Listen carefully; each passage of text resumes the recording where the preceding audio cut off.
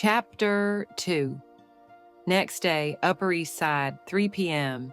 The black car showed up outside her apartment like it had no business on her block. The driver was quiet and efficient. He opened the door and offered a polite smile, but didn't speak. As they passed through traffic, Eliana gazing out the window, still unsure whether she was making the best decision of her life or stepping into a gilded trap. The car stopped in front of a sleek high-rise with a name she recognized, the Wolf Tower. Of course. The elevator had no buttons, just a key card swipe and a silent ride up. She braced herself. Her palms were sweating. The doors opened directly into a 2-story glass penthouse. It wasn't ostentatious. No gold-trimmed furniture or crystal chandeliers. It was minimalist. Clean lines, black steel stone. The walls were covered in abstract art, all sharp angles and dark palettes, cold, controlled, like him. "You're early," his voice came from the corner. Damian stood by a floor-to-ceiling window wearing a crisp white shirt and no tie, sleeves rolled. Eliana tried not to let the view or him distract her. "I come with my own brushes," she said, holding up her small art bag. He smiled faintly. "Good." They didn't talk for the first 15 minutes. She set up her canvas. He sat in the chair near the window, backlit by the skyline. She sketched in silence. It was strange. He didn't fidget, didn't check his phone, just sat perfectly still, watching her, eyes unreadable. Finally, he broke the silence. "You're left-handed." She glanced up. "Is that relevant?" "No," he said. "Just observant." She bit back a smile. "And I thought billionaires only noticed balance sheets. We notice what we choose to notice. Then why notice me?" Damian tilted his head. "Because you didn't flinch." "Elaborate." "Most people do, when they realize who I am. Their tone changes, their smile changes. You didn't. You were irritated, rude even. Gee, you know how to make a girl blush." He smirked. She added a line to the page, sharper than she intended. "So," she said after a pause, "do you always bribe struggling artists into long, awkward silences?"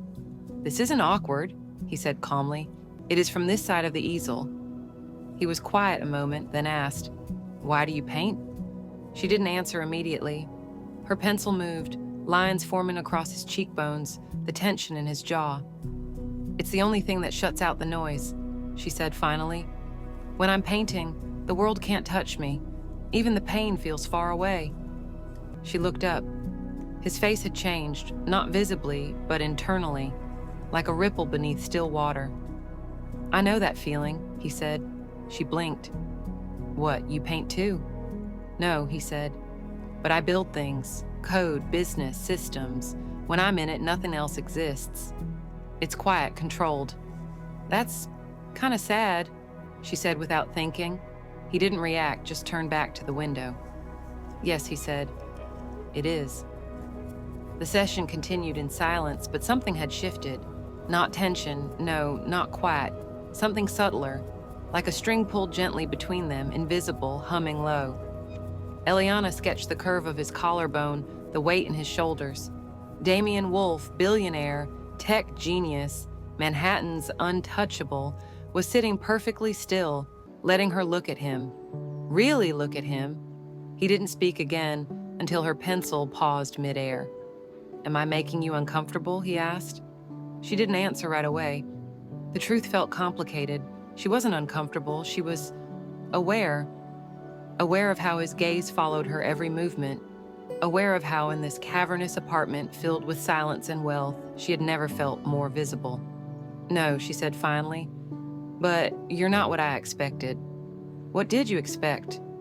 "A spoiled, arrogant man who liked controlling people because he was too afraid to be known." He arched a brow. "You got all that from spilled champagne?" "I'm a fast reader." He didn't laugh, but his mouth curled slightly. "I don't try to control people, I just protect what's mine. Same thing from where I'm sitting." That made him look at her. Not glance, look. And when he did, something flickered again. Something softer this time.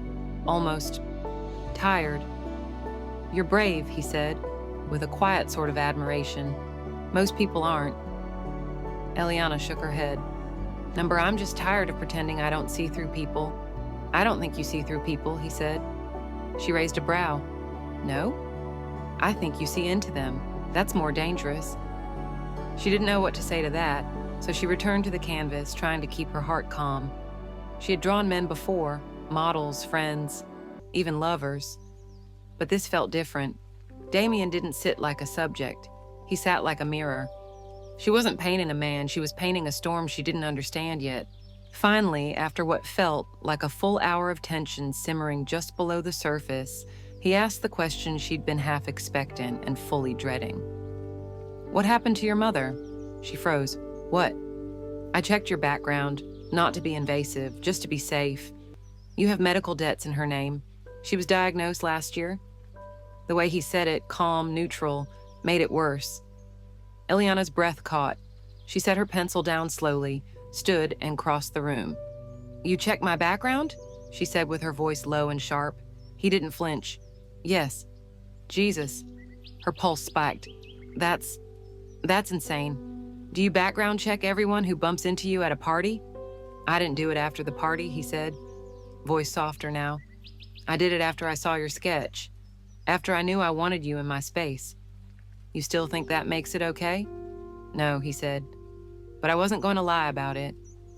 Eliana's hands curled into fists. She hated how fast her walls went back up, how familiar it felt. Men with power, men who wanted access and used protection as the excuse. She turned to go. "Eliana," she stopped. "I wasn't trying to hurt you, He hesitated. "I don't invite people in easily. That sketch, what you saw, it made me want to see what you see, that's all." There was a beat of silence long enough to make her eyes sting. "I don't want your pity," she said finally, her voice barely above a whisper. "I'm not offering pity." "Then what are you offering?" His voice was quiet. "Curiosity." That was the moment everything changed, not the offer, not the portrait, but the admission.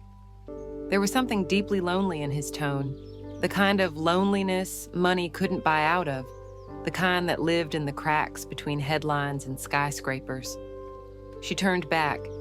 "4 sessions," she said, her voice steady again. "Nothing personal, nothing invasive. I paint, you sit." He nodded, agreed. "And no more snooping into my life." A pause. "You have my word." She picked up her bag. "I'll see you tomorrow." And she left.